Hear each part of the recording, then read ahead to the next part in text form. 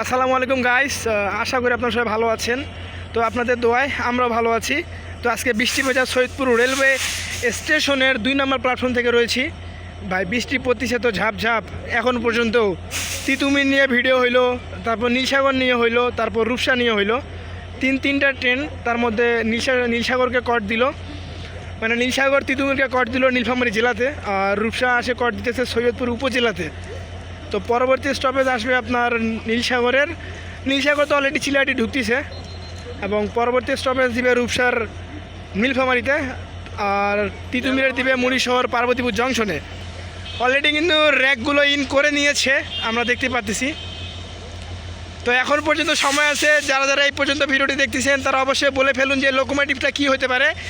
ভাই কত 66 কত? এটা 66 30 থেকে 40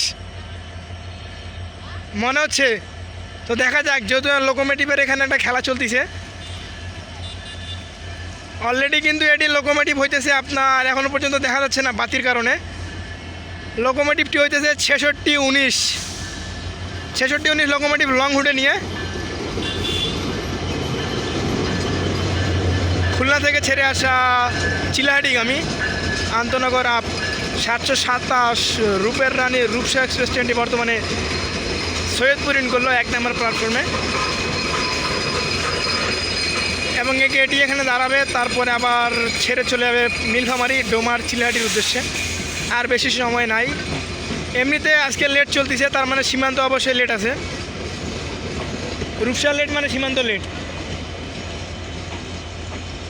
র্যাকগুলো কিন্তু বড় বড় লাগতেছে।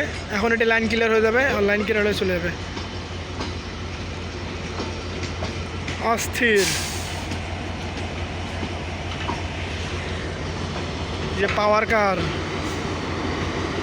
রূপসার লাগেজের পিছনে, মানে সীমান্ত হয়ে ব্যাক করার সময় এটি সামনে থাকবে।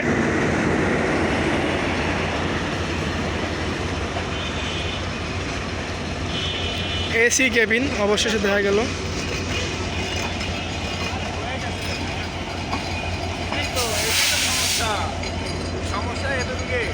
তো এতক্ষণ পর্যন্ত যারা যারা ভিডিওটি দেখেছেন তাদেরকে জানাচ্ছি অসংখ্য ধন্যবাদ। তো দেখা হচ্ছে আবার পরের কোনো স্টেশনে ভিডিও নিয়ে।